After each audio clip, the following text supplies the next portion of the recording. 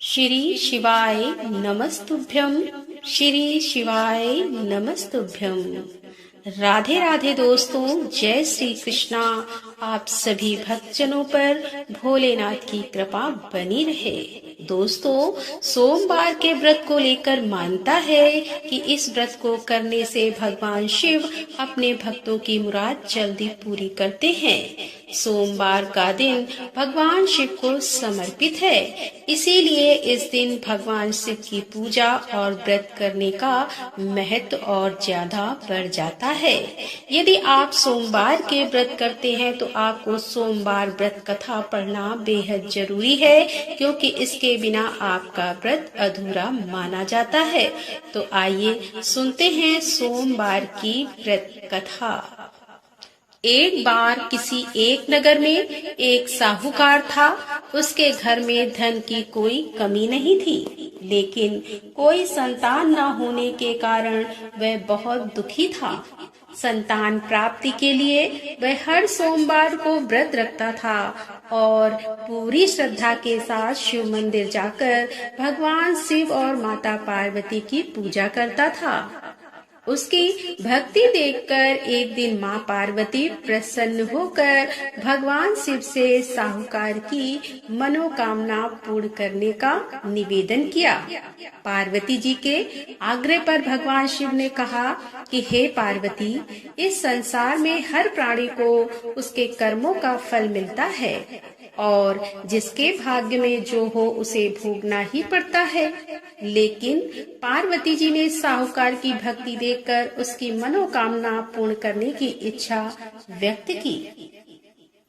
माता पार्वती के आग्रह पर शिव जी ने साहूकार को पुत्र प्राप्ति का वरदान तो दे दिया, लेकिन उन्होंने बताया कि यह बालक 12 वर्ष तक ही जीवित रहेगा।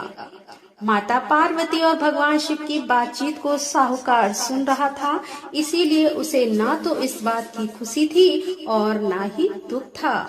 वह पहले की भांति शिव जी की पूजा करता रहा। कुछ समय के बाद साहूकार की पत्नी ने एक पुत्र को जन्म दिया। जब वह बालक 11 वर्ष का हुआ तो उसे पढ़ने के लिए काशी भेज दिया गया।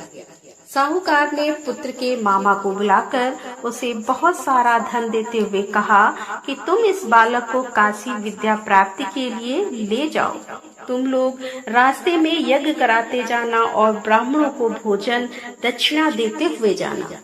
दोनों मामा भांजे इसी तरह यज्ञ कराते और ब्राह्मणों को दान दक्षिणा देते काशी नगरी निकल पड़े। इस दौरान रात में एक नगर पड़ा, जहां नगर के राजा की कन्या का विवाह था। लेकिन जिस राजकुमार से उसका विवाह होने वाला था वह एक आंख से काना था। राजकुमार के पिता ने अपने पुत्र के काना होने की बात को छुपाने के लिए सोचा, क्योंकि ना उसने साहूकार के पुत्र को दूल्हा बनाकर राजकुमारी से विवाह करा दूं, विवाह के बाद इसको धन देकर विदा कर दूंगा और राजकुमारी को अपने नगर ले जाऊंगा।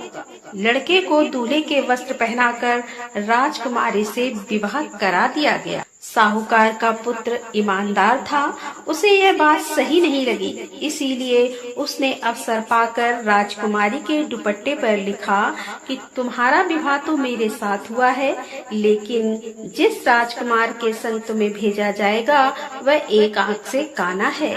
मैं तो काशी पढ़ने जा रहा हूँ। जब राजकुमारी ने चुन्नी पर लिखी बातें पढ़ी तो उसने अपने माता पिता को यह बात बताई। राजा ने अपनी पुत्री को विदा नहीं किया, फिर बारात वापस चली गई।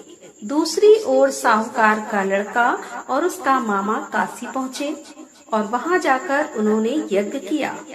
जिस दिन लड़का 12 साल का हुआ उस दिन भी यज्ञ का आयोजन था। लड़के ने अपने मामा से कहा कि मेरी तबीयत कुछ ठीक नहीं है। मामा ने कहा कि तुम अंदर जाकर आराम कर लो। शिव जी के वरदान के अनुसार कुछ ही देर में उस बालक के प्राण निकल गए। मृत भांजे को देख उसके मामा ने विलाप करना शुरू किया। संयोग बस उसी समय शिव जी और माता पार्वती उधर से जा रहे थे। पार्वती माता ने भोलेनाथ से कहा कि स्वामी, मुझे इसके रोने के स्वर सहन नहीं हो पा रहे हैं, इस व्यक्ति के कष्ट को अवश्य दूर करे। जब शिव जी मृत बालक के समीप गए तो वह बोले कि यह उसी साहूकार का पुत्र है जिसे मैंने 12 वर्ष की आयु का वरदान दिया था। अब इसकी आयु पूरी हो चुकी है। लेकिन म्रात भाव से विभोर माता पार्वती ने कहा कि हे महादेव, आप इस बालक को और आयु देने की कृपा करें, अन्यथा इसके वियोग में इसके माता पिता भी तड़प तड़प कर मर जाएंगे। माता पार्वती के पुनः आग्रह पर भगवान शिव ने उस लड़के को जीवित होने का वरदान दिया। शिव जी की कृपा से वह लड़का जीवित हो गया। शिक्षा पूरी करके लड़का मामा के साथ अपने नगर की ओर वापस चल दिया। दोनों चलते हुए उसी नगर में पहुँचे जहाँ उसका विवाह हुआ था। उस नगर में भी उन्होंने यज्ञ का आयोजन किया। उस लड़के के ससुर ने उसे पहचान लिया और महल में ले जाकर उसकी खातिरदारी की और अपनी पुत्री को विदा किया। इधर साहूकार और उसकी पत्नी भूखे प्यासे रहकर बेटे की प्रतीक्षा कर रहे थे। उन्होंने प्रण कर रखा था कि यदि उन्हें अपने बेटे की मृत्यु का समाचार मिला तो वह भी प्राण त्याग देंगे। परंतु अपने बेटे के जीवित होने का समाचार पाकर वह बेहद प्रसन्न हुए। उसी रात भगवान शिव ने साहूकार के स्वप्न में आकर कहा कि हे श्रेष्ठ जी, मैंने तेरे सोमवार के व्रत करने और व्रत कथा सुनने से प्रसन्न होकर तेरे पुत्र को लंबी आयु प्रदान की है। इसी प्रकार जो कोई सोमवार व्रत करता है या कथा सुनता है और पढ़ता है, उसके सभी दुख दूर होते हैं और सभी मनोकामनाएं पूरी होती हैं। तो बोलो शंकर भगवान की जय, बोलो माता पार्वती की जय। तो दोस्तों, कैसी लगी आज की ये कथा? यदि कथा पसंद आई हो तो वीडियो को लाइक करें, दोस्तों के साथ शेयर करें और हमारे चैनल पर पहली बार आ रहे हैं और अभी तक आपने हमारे चैनल को सब्सक्राइब नहीं किया है तो कृपया हमारे चैनल को सब्सक्राइब कर लें। मिलते हैं अगले वीडियो के साथ। तब तक के लिए राधे राधे, जय श्री कृष्णा, हर हर महादेव, जय भोलेनाथ की।